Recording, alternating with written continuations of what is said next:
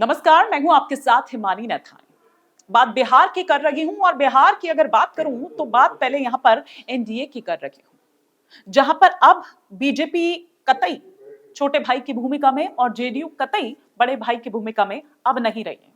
अब बात बराबरी की आ गई है। जी हाँ, कल यानी कि रविवार के दिन एनडीए की ओर से जो सीट शेयरिंग की जो जो गणित जो अभी तक उलझा हुआ था पेज, वो फाइनलाइज हो गया और ये निकल कर सामने आया कि बीजेपी और जेडीयू 101 सीट पर यानी कि बात बराबरी की अब यहां पर नजर आ रही है। इस पर हम बात करेंगे क्योंकि हमेशा ही आप देखिए लोकसभा में हमेशा रही है बीजेपी बड़े भाई की भूमिका में, लेकिन विधानसभा चुनावों की अगर बात करें, बिहार की अगर बात करें तो कभी बड़े भाई की हैसियत में वो ये नहीं रही है, बल्कि बराबरी की हैसियत में भी नहीं रही है। लेकिन कल जब सीट का जो गणित है वो सामने निकल कर आया और जब वो आंकड़ा जो है, नंबर्स जो है कि कौन कितनी सीट पर चुनाव लड़ेगा, ये निकल कर सामने आया तो सबको लगा कि देखिए अब यहाँ पर बात बराबरी की आ गई। अब बीजेपी ने वो जो एक एज है वो यहाँ पर ले ली। तो 101 बीजेपी, 101 जेडीयू। चिराग पासवान की अगर बात करें, हालांकि वो 40 सीट्स की डिमांड कर रहे थे, इस बीच ये भी खबर आई कि वो कहीं और जा सकते हैं, पाला बदल सकते हैं, कई लोगों से मिल रहे थे।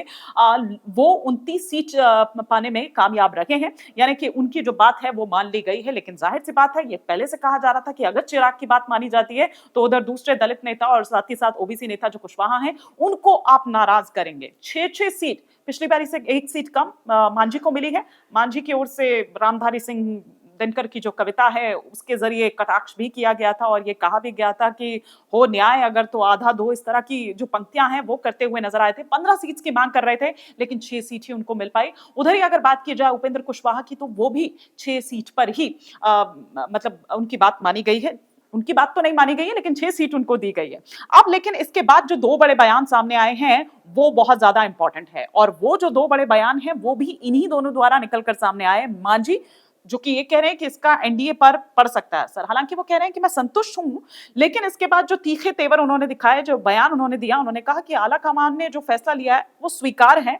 हमें सिर्फ 6 सीट देकर उन्होंने हमारी अहमियत को कम आंका है और इसका असर एनडीए पर पड़ सकता है। मतलब भले ये कह रहे हो कि हम संतुष्ट हैं, हम एनडीए के साथ हैं, लेकिन साथ ही अपने तल्ख तेवर भी दिखाते हुए मांझी जी नजर आए। वहीं दूसरी तरफ उपेंद्र कुशवाहा की अगर बात करें तो उन्होंने एक्स पर क्या पोस्ट किया, उन्होंने एक्स पर क्या लिखा कि आप सभी से क्षमा चाहता हूं, आपके मन में अनुकूल सीटों की संख्या आपके मन मुताबिक नहीं हो पाई। मैं समझ रहा हूं इस निर्णय से आप अपनी पार्टी के उम्मीदवार होने की इच्छा रखने वाले साथियों सहित हजारों लाखों लोगों का मन दुखी होगा। और छोड़िए आगे वो क्या कह रहे हैं, पढ़िए उनका पूरा पोस्ट। वो कह रहे हैं कि आज कई घरों में खाना नहीं बना होगा, परंतु आप सभी मेरी एवं पार्टी की जो विवशता है और सीमा है उसको बखूबी समझ रहे होंगे। किसी भी निर्णय के पीछे कुछ परिस्थितियां ऐसी होती है जो बाहर से दिखती कुछ है, अंदर कुछ होती हैं। लेकिन खैर, हम जानते हैं कि अंदर की परिस्थितियों से अनभिज्ञता के कारण आपके मन में मेरे प्रति गुस्सा भी होगा। अब वो देखिए क्या बता रहे हैं, एक संदेश भी देने की कोशिश कर रहे हैं। अब वो कह रहे हैं कि आपसे विनम्र आग्रह है कि आप गुस्से को शांत होने दीजिए, फिर आप स्वयं महसूस करेंगे कि फैसला कितना उचित है या कितना अनुचित, फिर आने वाला समय बताएगा, फिलहाल के लिए इतना। ये उन्होंने कहा, ये एक्स पर उन्होंने पोस्ट किया। लेकिन अब ये सोचिए कि जो ये सीट शेयरिंग हुई है, जो ये गणित सामने आया है, ये दरअसल लोकसभा में जो सीटों का बंटवारा हुआ था उसी के आधार पर किया गया। यानी लोकसभा में बीजेपी अगर 17 सीटों पर चुनाव लड़ी थी तो उसके अंदर जो 104 विधानसभा सीटें आती है तो उसी के इर्द गिर्द उसी उसी फॉर्मूले के अकॉर्डिंगली ये फॉर्मूला अपनाया गया है। साथ ही साथ आरा और बेगूसराय की बात करें तो वहां पर लोकसभा में 7-7 और बाकी में 6-6 सीट। अब जेडीयू 16 सीटों पर लड़ी थी और इस आधार पर अगर हम देखें तो उसके खाते में 97 सीट आती है। मतलब ये दरअसल एक पैमाना था, ये एक पैरामीटर था जिसके अकॉर्डिंगली सीट शेयरिंग की गई है। साथ ही साथ अगर जेडीयू की बात करें, अब जो बात मैं बराबरी की कर रही थी उस पर आ जाती हूँ। आप ये देखिए कि कभी भी ऐसा नहीं रहा है विधानसभा चुनावों में कि बीजेपी बराबरी पर रही हो। बड़े भाई की तो भूमिका भूल ही जाइए, लोकसभा चुनाव में रही हो, लेकिन पिछले 15 साल में अगर हम देखें तो जेडीयू की सीटें लगातार घट रही हैं।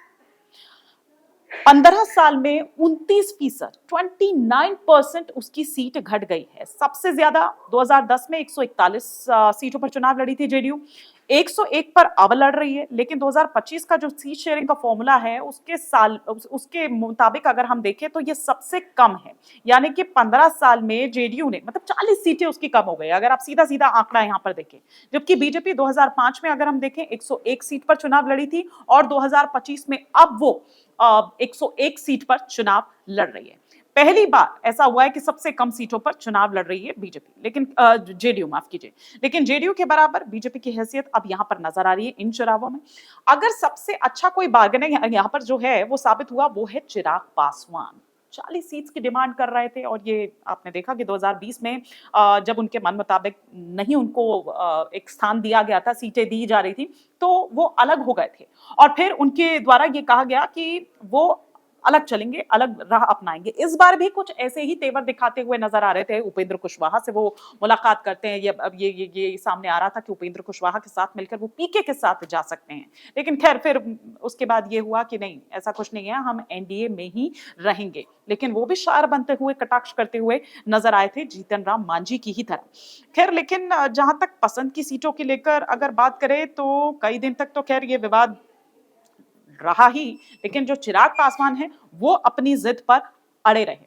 अब इसके मायने आप इस लिहाज से भी देखिए, ये पहले ही कहा जा रहा था कि अगर आप चिराग पासवान को खुश करते हैं तो फिर ऐसे में मांझी, दलित नेता जो आपके हैं, वो नाराज होंगे, हुए भी। ओबीसी नेता जो आपके उपेंद्र कुशवाहा है वो नाराज होंगे, हुए भी। तो इस लिहाज से अगर देखा जाए तो एनडीए के सबसे बड़े दलित नेता अब चिराग, मतलब एक अच्छे बार्गेनर भी वो रहे, और एक बड़े दलित नेता के तौर पर भी वो यहां पर निकलकर सामने आए हैं। मांझी का कद, पहले भी हमने कहा कि वो घटा, 15 सीट्स की वो मांग यहां पर कर रहे थे, नाराजगी अपनी जताते हुए भी यहां पर नजर आए हैं। मांझी को लेकिन एक मैसेज एनडीए के द्वारा भी ये दे दिया गया है कि भैया अगर आपका सम्मान कहीं है तो वो एनडीए में ही है। पिछली बार 7 सीट पर लड़े थे, इस बार 6 सीट पर।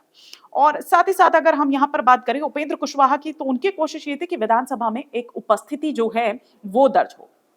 तो एक मैसेज जो है वो उपेंद्र कुशवाहा को भी दे दिया गया है। लेकिन आप ये देखिए कि कुछ एक्सपर्ट्स जो हैं वो ये बताते हैं कि महागठबंधन में एनडीए का जो कोर वोट बैंक रहे, जो कुशवाहा है, उनमें सेंधमारी कुछ ऐसी की है कि ऐसे में कुशवाहा का जो गठबंधन है उसमें रहना बेहद ज्यादा जरूरी हो जाता है। तो वो कहते हैं ना कि एक मजबूरी भी है, जरूरी भी है। तो ये कुछ उसी तरह की सिचुएशन है जो यहाँ पर मांझी के आगे भी है और जो यहाँ पर उपेंद्र कुशवाहा के आगे भी है।